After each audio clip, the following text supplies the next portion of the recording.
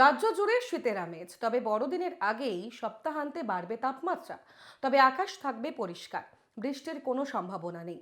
আগামীকাল বিকেলের পর সাময়িকভাবে আবহাওয়ার পরিবর্তন হবে। এবছর উষ্ণ বড়দিন উপভোগ করবে শহরবাসী। কলকাতার সর্বনিম্ন তাপমাত্রা 15.2 ডিগ্রি সেলসিয়াস, সর্বোচ্চ তাপমাত্রা 24.6 ডিগ্রি সেলসিয়াস। কলকাতার সর্বনিম্ন তাপমাত্রা 15.2 ডিগ্রি সেলসিয়াস, সর্বোচ্চ তাপমাত্রা 26.6 ডিগ্রি সেলসিয়াস। আবহাওয়া দপ্তর বলছে এবার কিন্তু উষ্ণ বড়দিন কাটাবে মহানগরবাসী।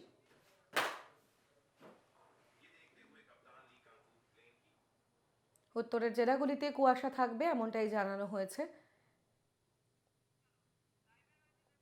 আমাদের সঙ্গে প্রতিনিধি দেবরাজ হালদার সরাসরি রয়েছেন, চলে যাব দেবরাজের কাছে। দেবরাজ, আলিপুর আবহাওয়া দপ্তরের তরফ থেকে কি জানানো হয়েছে, এবার উষ্ণ বড়দিন কাটাবে মহানগরবাসী?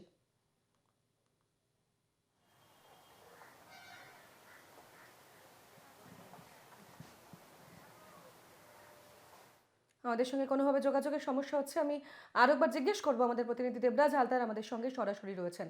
দেবরাজ, আলিপুর আবহাওয়া দপ্তরের তরফ থেকে কি জানানো হচ্ছে?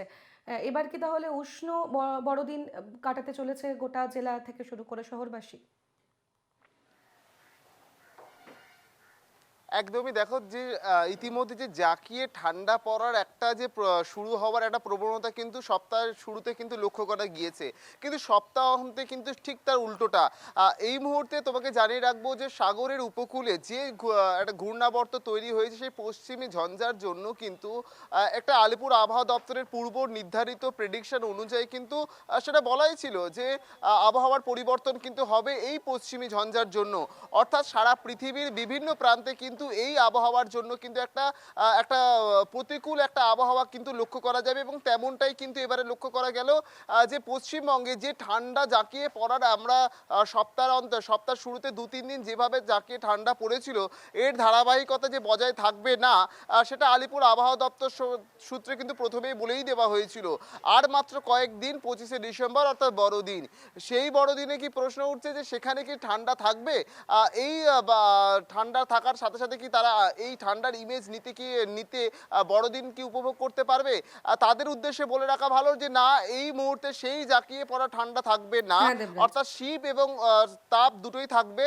সব মিলিয়ে কিন্তু বড়দিন কিন্তু উষ্ণতায় কিন্তু কাটাতে হতে পারে, এমনটাই কিন্তু জানাচ্ছে আলিপুর আবহাওয়া দপ্তর।